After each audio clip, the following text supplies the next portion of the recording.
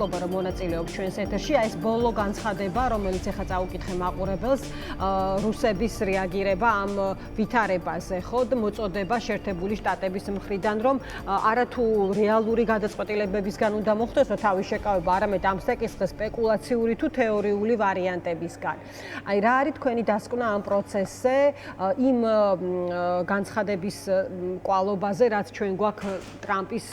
შიდა ადმინისტრაციის წარმომადგენლებზე დაყრდნობით. მოგესალმებით. ამ განცხადებაზე თულია ცოტა სერიოზულად საუბარი, კიდე გამომდინარე, რომ რუსეთს არანაირი რესურსი არ გააჩნია გავლენა მოახდინოს ამ კონფლიქტზე და ამ ომზე და ეს არათუ ირანზე არ გააჩნია ეს გავლენა, ჩვენ გვახსოვს, რომ დეკემბერში, როდესაც ბაშარ ალ-ასადის რეჟიმი ერთ კვირაში დაამხეს აჰმედ ალ-შარამ და მისმა ოპოზიციამ, მიუხედავად იმისა, რომ სირიაში რუსეთს სამხედრო ბაზები აქვს, პორტს აკონტროლებს და ასე შემდეგ, ავიაციაც ყავდა იქ, მიუხედავად იმისა, რომ ჩართული იყო და ცდილობდა საწყის ეტაპზე აჰმედ ალ-შარას და ამბუხებულების შეჩერებას, თითქმის ვერანაირი გავლენა ვერ მოახდინა. ახლა ხო საერთოდ ირანს კი რუსეთი აწვდიდა რაღაც პერიოდით, რაღაც დროის წინ შეიარაღებას, მათ შორის საჰაერო თავდაცვის სისტემებსაც, რომლებიც გაანადგურა ისრაელმა ომის დაწყების პირველ დღეებში და უკვე ისრაელის ავიაცია სრულად აკონტროლებს ირანის ცას და უპრობლემოდ ბომბავს ყველანაირ ობიექტებს, ამიტომ ეს არის დიპლომატიური პაიკრობა და განცხადება, რომელიც რა თქმა უნდა მიემართება რუსეთის თავად მოწინააღმდეგეს ამერიკის შეერთებულ შტატებს, მაგრამ ხელშესახები და რეალური ბერკეტი რუსეთს არ გააჩნია ამ ომზე გავლენის მოსახდენად. გიორგი, ანუ მთავარი საფრთხე და მათ შორის კითხვები ხომ აი დაპირისპირების მასშტაბს უკავშირდება, ხო, რა იქნება მომავალში და აი ამ კუთხით ახლა რუსების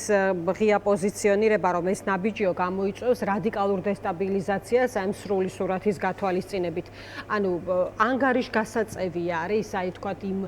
წინა პერიოდებში. რა თქმა უნდა, რეგიონული ომის საფრთხე არსებობს, ირანს აქვს შესაძლებლობა გააფართოვოს ამ ომის მასშტაბი. პირველ რიგში მას შეუძლია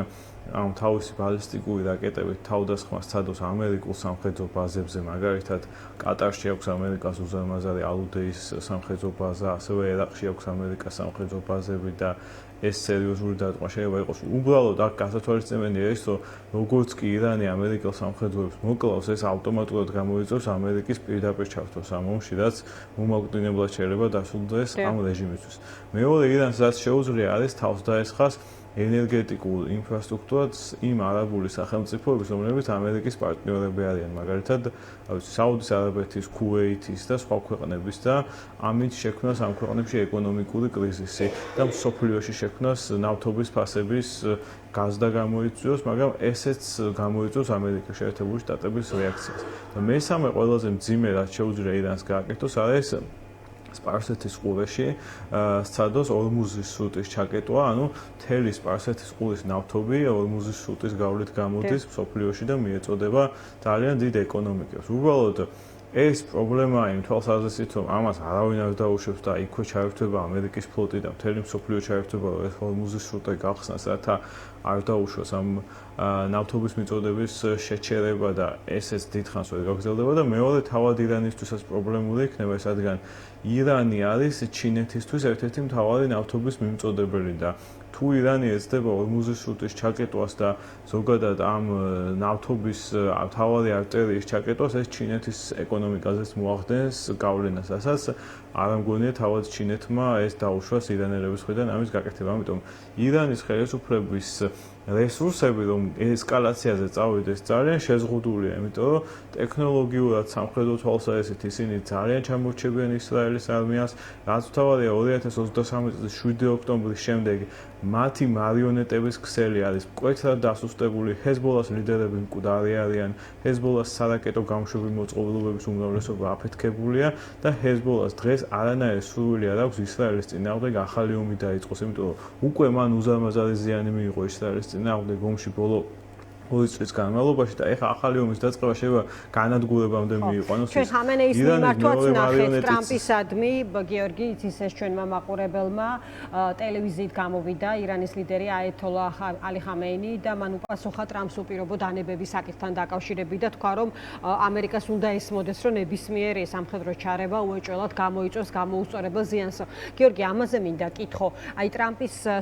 პოლიტიკის სპეციფიკიდან და მისი მიდგომებიდან გამომდინარე ჩვენ იქამდეც გვისაუბრია ვთქვათ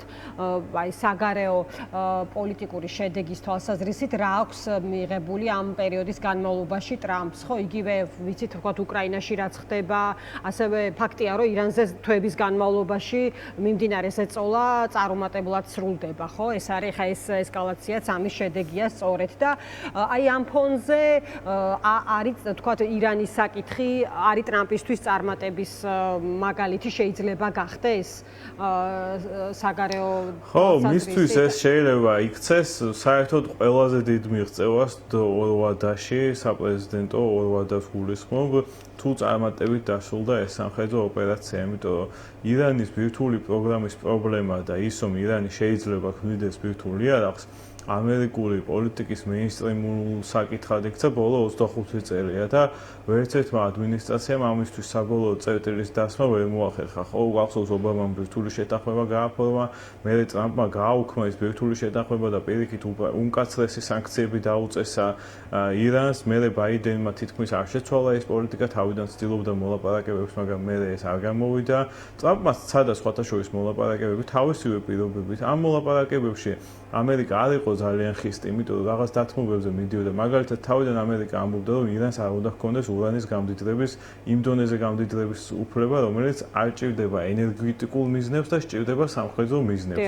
მერე უკვე, როდესაც ამას ირანი არ დათანხმდა, საერთოდ ამერიკამ თქვა, რომ ლიმიტირებულ დონეზე ჰქონდეთ გამდიდრების უფლება, მაგრამ ამ ირანის მმართველმა რეჟიმმა გამოავლინა საშინელი არარაციონალურობა და ყველანაირ ესეთ დათმობებზე ამერიკელებს კვახედ უპასუხა და ამან უკვე ტრამპის ადმინისტრაციაში შექმნა განცდა, რომ ამ ადამიანებთან და ამ რეჟიმთან მოლაპარაკებას აზრი არ აქვს და ისრაელი უკვე მზად იყო ამ სამხედრო თავდასხმისთვის და ყველანაირი მონაცემები ჰქონდა, რომ ირანი უახლოვდებოდა იმ დონეზე ურანის გამდიდრება, სადაც საჭიროა ბირთვული ქობინის შესაქმნელად და აქედან გამომდინარე ამ მიზეზების და გარემოებების ერთობლიობამ გამოიწვია ის, რომ ამერიკის ადმინისტრაციამ, რომელიც აქამდე ამერიკის ყველა ადმინისტრაცია უკრძალავდა ისრაელს თავდასხმას ირანზე, რადგან იყო შიში დიდი რეგიონალური ომის, მაგრამ ეს საფრთხე მოხსნილი იყო იმ მიზეზებიდან გამომდინარე, რაზეც ვისაუბრე. და აქედან გამომდინარე დაიწყო ეს სამხედრო ოპერაცია. როგორ დასრულდება ეს სამხედრო ოპერაცია? ამას საბოლოო ჯამში მაინც ამერიკის ჩართულობა განსაზღვრავს, იმიტომ რომ არსებობს აი საელჩოების და საკონსულოების დახურვა, გიორგი. დიახ, აი არის ხოლმე რამდენიმე ნიშანი, რომელიც შეიძლება სპეციალისტებისთვის არის მნიშვნელოვანი, მაგრამ საჯაროდ რაც ვრცელდება, ის უკვე სამოქალაქო საზოგადოებისთვისაც საგრძნობია, რომ იქ რაღაც სერიოზული შეიძლება მოხდეს, კიდევ უფრო მეტი, ანუ ფართო მასშტაბზე ვლაპარაკობ. აი ამერიკის შეერთებული შტატები ხურავს საელჩოს იერუსალიმში და თელ-ავივში და ამბობს, რომ ამას აკეთებს ისრაელის ზურგის სარდლობის რეკომენდაციით ადგილებზე. ესეც ღიანიშნებისთვის კეთდება, იმიტომ რომ ყოველდღიურად იბომბება ისრაელი ირანის მხრიდან ბალისტიკური რაკეტებით. სხვათაშორის ეს ბალისტიკური რაკეტების პროგრამა ძალიან საინტერესოა. ეს არის პრინციპში ორი რაღაც შექმნა ირანმა ბოლო 40 წელიწადში, რაშიც წარმატებულია, იმიტომ ის არის უმკაცრესი სანქციების ქვეშ და თითქმის ვერანაირი იარაღის და ტექნოლოგიების შესყიდვას ვერ ახერხებს და ეს იყო ძალიან იაფფასიანი დრონები, რომლებიც წარმატებული აღმოჩნდნენ ჯერ ახლო აღმოსავლეთში და მერე უკრაინის წინააღმდეგ სამწუხაროდ და მეორე ეს არის ბალისტიკური რაკეტების პროგრამა, რომლის წარმოებას დაიწყეს ირან-ერაყის ომის შემდეგ, რადგან ირან-ერაყის ომში ძალიან წარმატებით იყენებდა საბჭოთა სკადის რაკეტებს ერაყში და უზარმაზარ ზიანს აყენებდა ირანის მაშინდელ შეიარაღებულ ძალებს სადამ ჰუსეინის რეჟიმი და აქედან გამომდინარე ამის ინსპირაციით მერე ირანელებმა დაიწყეს ბალისტიკური რაკეტების პროგრამა და დღეს ბალისტიკური რაკეტების გაშოლა არის ერთადერთი საშუალება, რომლითაც ირანს შეუძლია ისრაელის ტერიტორიას მიაღწიოს, მაგრამ ეს რაკეტებიც საკმაოდ აღმოჩნდა, რომ არ აქვთ იმ რაოდენობით, რომელმაც შეიძლება სერიოზული საფრთხე შეუქმნას ისრაელს, იმიტომ რომ ამ რაკეტების უდიდეს არა უდიდესი ნაწილი, მაგრამ გამშვები მოწყობილობების ნახევარი აუფეთქა უკვე ისრაელმა, იბომბება მათი საწარმოები, იბომბება მათი შენახვის ცენტრები და საწყობები, აქედან გამომდინარე, რაც დრო გადის სამხედრო თვალსაზრისით ირანს უმცირდება ოფციები იმის თუ რა შეიძლება კიდე ჩართოს ამ ომში და როგორ შეიძლება უფრო მეტ ესკალაციაზე წავიდეს. საპირისპიროდ ჯერ არ ჩართულა პირდაპირ ამ ომში ამერიკის შეერთებული შტატები, რომლის ჩართულობასაც და უნდა აღენიშნოს, რომ ამერიკის ჩართულობის გარეშე ღრმად მიწისქვეშ არსებულ კომპლექსებს და პირველ რიგში ფორდოს ბირთვულ ობიექტს, რომელიც 70-80 მეტრის სიღრმეზე ააშენა ირანმა, ვერ აფეთქებს ისრაელი საჭიროა სტრატეგიული ბომბდამშენების მიერ უზარმაზარი ბომბების გამოყენება MOP, რასაც ქვია, რომელიც მიწისქვეშ ააფეთქებს ამ ობიექტს და დაასრულებს ირანის ბირთვულ პროგრამას. ეხლა მსოფლიო არის დონალდ ტრამპის გადაწყვეტილების მოლოდინში. ის გადადგავს თუ არა ამ ნაბიჯს, აქ აიწონება რისკები ამ ნაბიჯის გადადგმა რა ტიპის რეგიონულ საფრთხეებს შექმნის და ხვალ გამოიწვევს ირანის მიერ სხვადასხვა ტერორისტულ აქტებს, ნავთობ ობიექტებზე თავდასხმას, ორმუზის სრუტის ჩაკეტვას და უარეს შედეგებს ხვალ მოიწვევს და მეორე მხარეს იქნება არგუმენტები, რა თქმა უნდა, რომ ამან შეიძლება საბოლოოდ დაასრულოს ეს მრავალი ასწლეულის განმავლობაში არსებული პრობლემა, რომ ირანის ნუკლეარიზაცია და ირანის მიერ ბირთვული იარაღის შეძენა რატომ არ იქნება საფრთხე, ალბათ ესეც უნდა ახოს. ამ რეჟიმის იდეოლოგია არის თეოკრატიული, რომელიც აგებულია ზიზღზე. ზიზღზე ორი სატანის, როგორც ისინი უწოდებენ, ისინი მცირე სატანას უწოდებენ ისრაელს და დიდ სატანას უწოდებენ ამერიკის შეერთებულ შტატებს და მათ ხელში ბირთვული იარაღის აღმოჩენის შემთხვევაში საერთოდ არ არის გამორიცხული, რომ ის, რაც მათი ლიდერებისგან და მათი სახელმწიფო პროპაგანდისგან 40 წელია ყოველ დღე ისმის, რომ რუკიდან გააქრობენ ისრაელს, ეს სტრატეგიული გეგმა ისრაელის განადგურების, ხო ეს არის ის, რაც ჩვენ გვესმის მთლიან პერიოდის განმავლობაში. ეს არის იდეოლოგია და არ შეიძლება ცეცხლთან თამაში და იმის დაშვება, რომ ესეთ ქვეყანას ჰქონდეს ბირთვული იარაღი. დიდი მადლობა გიორგი, დაგემშვიდობები, მადლობა.